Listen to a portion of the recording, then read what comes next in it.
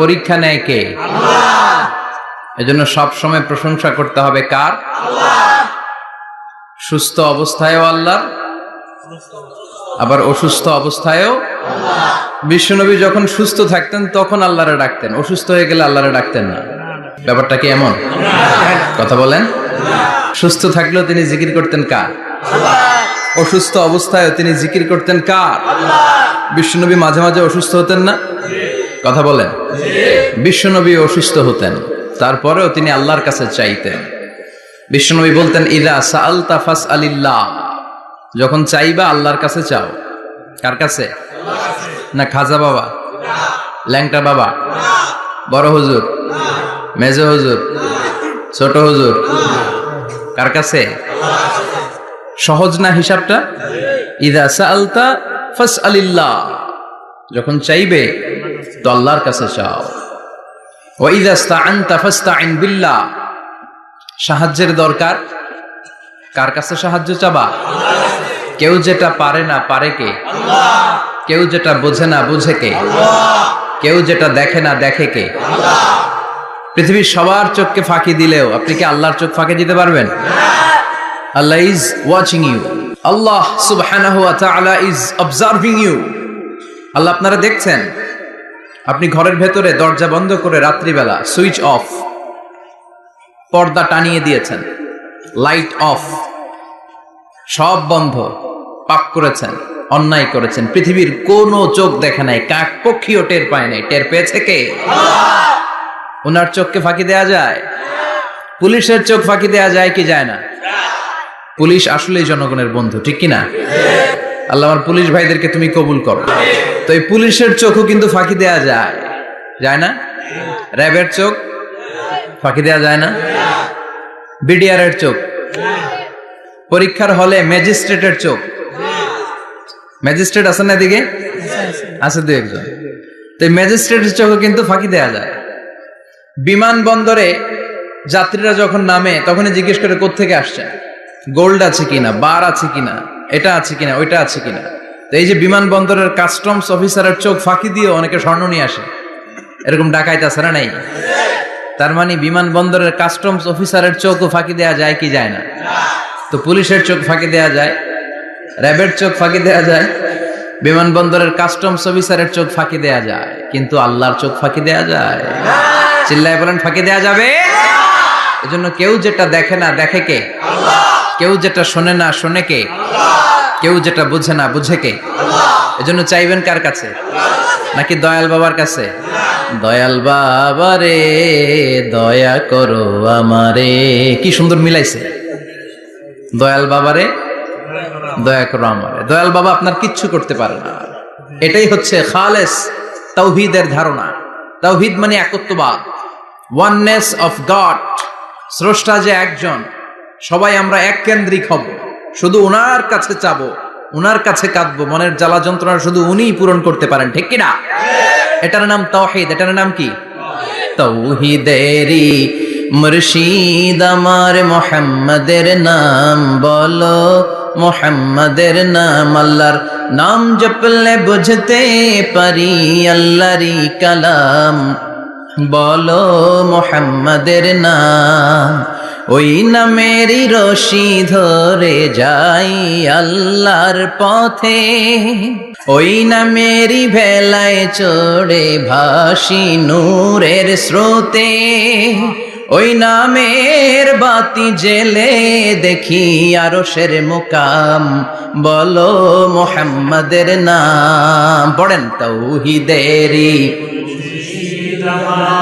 মুহাম্মাদের নাম বলো, মুহাম্মাদের নাম। আল্লাহর নাম জপলে বুঝতে পারি আল্লাহরই কালাম, বলো মুহাম্মাদের নাম। চিল্লায় পড়েন আল্লাহু আকবার। এটার নাম তাওহীদ। আমরা এক আল্লাহ বিশ্বাসী। ইযা সাআলতা ফাসআলিল্লাহ, যখন কিছু চাইতে হবে কার কাছে চাইবেন? যখন বিপদে পড়বেন কার কাছে চাইবেন? আপনার মনের জ্বালা যন্ত্রণা দূর করতে পারে কে? ব্যবসায় সফল হতে চান, আপনারা সফল বানায় দিতে পারে কে? আপনার ছেলে নাই মেয়ে নাই, ছেলে মেয়ে দিয়ে কলিজাটারে ঠান্ডা করতে পারে কে? এজন্য কার কাছে চাবো? আল্লাহ ছাড়া কারো কাছে চাওয়া যাবে? কথা বলেন। আল্লাহ তুমি বুঝার তৌফিক দাও, আর জোরে পড়েন আমিন।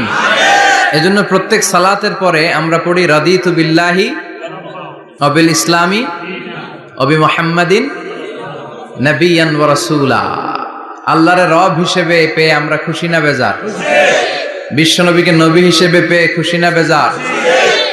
ইসলামকে ধর্ম হিসেবে পেয়ে খুশি না বেজার? কোরআনকে সংবিধান হিসেবে পেয়ে খুশি না বেজার? আজকের মাহফিলে আসতে পেরে খুশি না বেজার? কম না বেশি? আমরা সবাই খুশি, পরিমাণে বেশি। আওয়াজ করে পড়েন আল্লাহু আকবার।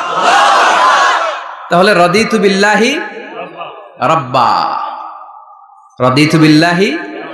প্রত্যেক সালাতের পরে এই দোয়াটা পড়েন তো, এই দোয়াটা পড়বেন, রাদিতু বিল্লাহি রাব্বা।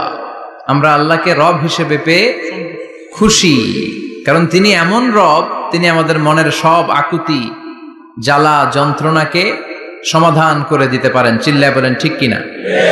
তিনি এমন রব, আমরা গোপনে কিছু করলেও তিনি দেখেন, প্রকাশ্যে কিছু করলেও তিনি দেখেন। সূচনাহীন অতীত থেকে তিনি আছেন, শেষহীন ভবিষ্যৎ পর্যন্ত তিনি থাকবেন। চিল্লায় বলেন তিনি কে? এজন্য রাব্বুল আলামিন বলেন, হুয়াল আউয়ালু ওয়াল আখিরু ওয়াজ যাহিরু ওয়াল বাতিন ওয়া হুয়া বিকুল্লি শাইইন আলিম। আল্লাহ বললেন আমি প্রথম, আমি শেষ, আমি প্রকাশ্য, আমি গোপন। ঠিক কিনা? প্রথমে কে? আওয়াজ করে বলতে হবে, প্রথমে কে?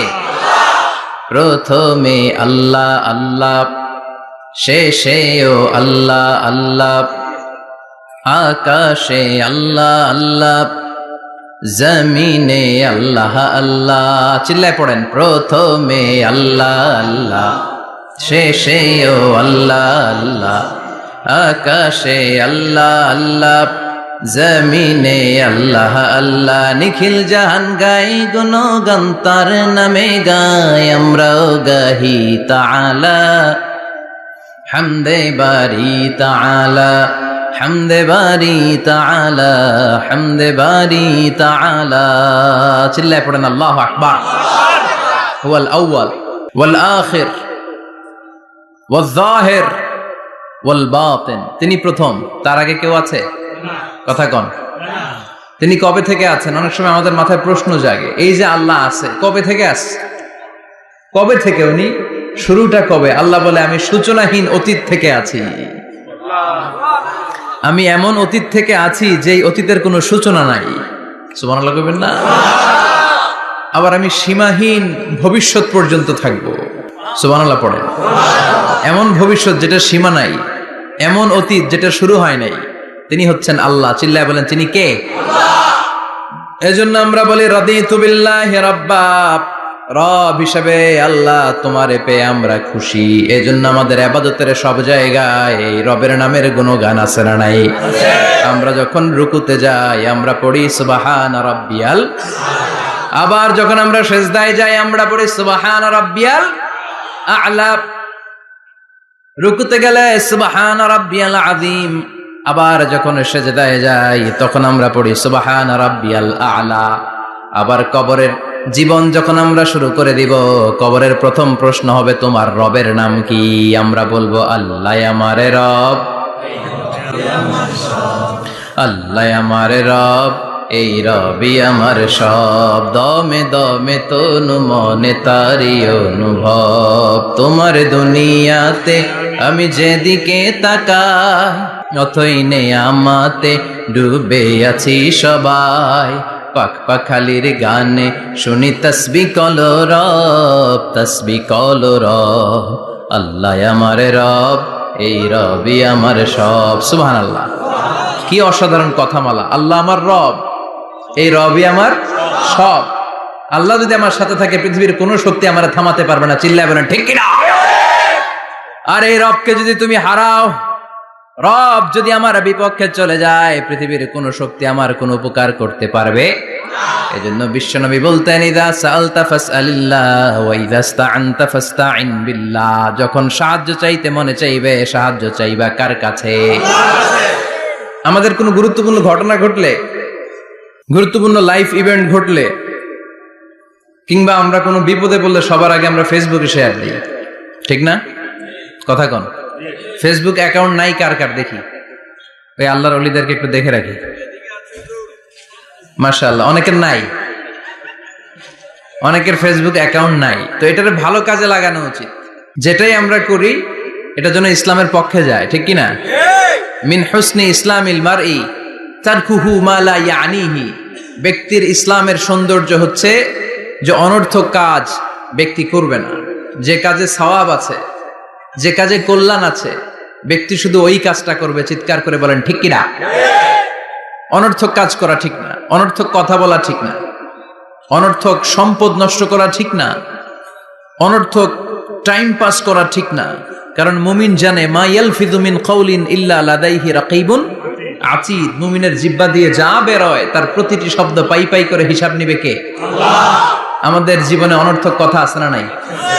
চায়ের দোকানে বসলে অপ্রয়োজনীয় আলাপ, নিজেরও কাজে লাগে না, ফ্যামিলিরও কাজে লাগে না, ইসলামেরও কাজে লাগে না, খালি খোঁচাখুচি ঠেলাঠেলি বাড়ায়। এরকম ডাকাত আছে না নাই? অপ্রয়োজনীয় কথা, অপ্রয়োজনীয় কাজও আছে না নাই এদেশে? দেদারসে মানুষ করে বেড়াচ্ছে অপ্রয়োজনীয় কাজ। হুজুরে পাইলে হাজার হাজার ছবি আছে না নাই? এটা অপ্রয়োজনীয় না? হজে গিয়েছিলাম, কমসে কম 10,000 ছবি তুলছে আমার সাথে হাজিরা। অপ্রয়োজনীয়, প্রয়োজন নাই। এসেছে ইবাদত করতে, হুজুর একটা সেলফি। ইয়াং ছেলেপেলারা সেলফি তোলে বেশি। আর বুঝলাম না, আঙ্গুল দুটো এরকম করে রাখে। আমি গেলাম এটা কি? হুজুর ইটস গ্যাংনাম স্টাইল। এটা কি? Gangnam style. এরকম বাঁকা করে থাকবে আর এরকম দুটা ছবি তুলবে। এগুলো অনর্থক। মুমিন ওই কাজ করবে যে কাজটা constructive, fruitful for him, for his family and for the society. যেটা তার নিজের কাজে আসবে, যেটা তার ফ্যামিলির কাজে আসবে, যেটা সমাজের কাজে আসবে। এই কাজগুলো করার দরকার আছে না নাই? আমার দেশের যুবক ছেলেগুলো অপ্রয়োজনীয়, কোনো কারণ নাই এই সমস্ত কাজে ঝগড়া বিবাদে আলাপে লিপ্ত থাকার কারণে তাদের যে ইনোভেটিভ পাওয়ার আল্লাহ তাআলা দিয়েছেন, এটাকে তারা কাজে লাগাতে পারে না। আমাদের দেশের যুবকদের কিন্তু অনেক মেরিট। তারা যখন পৃথিবীর বিভিন্ন দেশের ইউনিভার্সিটিগুলোতে পড়ে, তারা র্যাঙ্কিং 1 নম্বরে আসে একেবারে।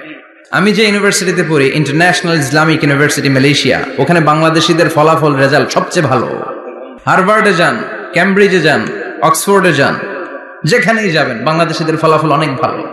তো তারা সেখানে অপ্রয়োজনীয় কাজে তাদের সময়কে নষ্ট করে না। এজন্য যুবক ভাইয়েরা, তোমাদের আছে প্রাণ ঢালা উচ্ছ্বাস, অনেক শক্তি তোমাদের গায়ে। এখন তোমাদের রক্ত গরম, তোমাদের এই গরম রক্ত ইসলামের কল্যাণে কাজে লাগাইতে হবে। শুধু সেলফি তুইলা সময় নষ্ট করা যাবে না। চিল্লায় বলো ঠিক কিনা? কিছুদিন আগে আমি দেখলাম মানবতার দেয়াল। কিসের দেয়াল? কিছু ছেলে পেলে নিউ আইডিয়া বের করেছে যে এটার নাম মানবতার দেয়াল। খুব সম্ভবত মসজিদের এক ওয়ালের মধ্যে তারা লিখেছে মানবতার দেয়াল, আর কিছু হ্যাঙ্গার টানিয়ে রেখেছে, আর বলেছে যেটা অপ্রয়োজনীয় রেখে যান, আর যেটা আপনার লাগবে নিয়ে যান। এই যে শীত, প্রচন্ড শীতে অনেকের জ্যাকেট নাই। আমাদের কয়েকটা করে জ্যাকেট, জাম্পার, সোয়েটার, চাদর, মাফলার, অনেকের একটাও নাই। আছে না নাই? তারা দেয়ালের নাম দিয়েছে মানবতার দেয়াল। এখানে আপনার অতিরিক্ত পুরান জ্যাকেট থাকলে রেখে যান। তো অনেকে পুরান জ্যাকেট, মাফলার, চাদর ওখানে ঝুলিয়ে রেখে গিয়েছে। আবার লিখে দিয়েছে যার লাগবে তিনি নিয়ে যান। যার মাফলার নাই, যার জ্যাকেট নাই, চাদর নাই, তারা এসে নিয়ে যাচ্ছে। এটা একটা সুন্দর আইডিয়া না? তো চায়ের দোকানে ছেলেপেলেগুলো যদি মারামারি করতো, অপরাজনীতি করতো, গুতাগুতি করতো, কিলাকিলি করতো, তাহলে মাথা থেকে এই আইডিয়াগুলো বেরোতো? কথা বলেন। Human capacity is amazing. কি পরিমাণে আল্লাহ তাআলা যে আমাদেরকে ক্যাপাসিটি দিয়েছে, আমাদেরকে যে কত প্রিভিলেজ আল্লাহ তাআলা আমাদেরকে দিয়েছে আমরা জানিই না। আমরা আমাদের দেহে কত শক্তি, সম্ভাবনা নিয়ে যে ঘুরে বেড়াই, আমরা অনুধাবন করি না। এজন্য সময়গুলোর কাজে লাগাও। কিন্তু আফসোসের সাথে লক্ষ্য করা যাচ্ছে যুবকদের চরিত্রকে ধ্বংস করে দেওয়ার জন্য যে কয়েকটা হাতিয়ার আছে, সবগুলো বাংলাদেশে আছে না নাই? ইয়াবা আছে না নাই? ফেন্সিডিল আছে না নাই? হিরোইন আছে না নাই? মারিজুয়ানা আছে না নাই? এই ফেন্সিডিল, ইয়াবা আগে শুনতাম ইউনিভার্সিটির ছেলেরা খাইতো, এরপরে নাইমা আসলো কলেজে, এরপরে হাই স্কুলে, এখন প্রাইমারি ছেলেদের হাতেও ইয়াবা ঢুকছে। চিল্লা এখন ঠিক কিনা? দেশের যুব সমাজ আজকে কোথায়? পর্নোগ্রাফি, এক একটা মোবাইল এক একটা হিন্দি সিনেমার কারখানা। ইন্ডিয়ান নায়িকাদের কোমর দুলানো ডান্স আছে না নাই? স্মার্টফোন নিয়ে ছেলে স্মার্ট হয়, কিন্তু ইমান, আখলাক, চরিত্র সব শেষ। অপরাজনীতি, রাজনীতির নামে মন্দ খারাপ প্রতিহিংসামূলক ছাত্র রাজনীতি, নেতারা এই যুবক ছেলেদেরকে ইউজ করে, ওর বিরুদ্ধে ও মার, তুই ওরে মার, ওনারা থাকে অন্য জায়গায়, আছে না নাই? এভাবে আমাদের দেশের ছেলেদের চরিত্র, তাদের সম্ভাবনাকে আমরা নষ্ট করে দিচ্ছি। যুবক ভাইয়েরা, in the day of judgement, কিয়ামতের কঠিন ময়দানে আল্লাহ তাআলা 7 শ্রেণীর ব্যক্তিকে তার আরশের নিচে ছায়া দিবেন। এর মধ্যে এক শ্রেণী হচ্ছে তোমরা যারা যুবক, শাবুন নাশাআ ফি ইবাদাতিল্লাহ, ওই যুবক যারা তাদের যৌবনে, তাদের সময়টা, তাদের দিন, তাদের রাত তারা আল্লাহর ইবাদতে কাটিয়েছে। সুবহানাল্লাহ পড়েন। 7 শ্রেণীর মধ্যে 2টা শ্রেণী হলো যুবক। একটা হলো যৌবন সময়ে যারা আল্লাহর ইবাদতে রাত কাটায়, সময় কাটায়। আর দ্বিতীয় ওই যুবক, যে যুবককে কোনো নারী অন্যায় কাজের, অন্যায় প্রেম করার পরকীয়ার অফার দেয়, ওই অফারকে ক্যান্সেল করে ওই যুবক বলে ইন্নী আখাফুল্লাহ, আমি এই পরকীয়ার দিকে যেতে পারি না, কারণ আমার অন্তরে ভয় আছে একজনের, তিনি কে? যাদের হৃদয়ে আছে আল্লাহর ভয়, তারা কভু পথ ভুলে যায় না। আল্লাহর প্রেম ছাড়া এই দুনিয়ায় কারো কাছে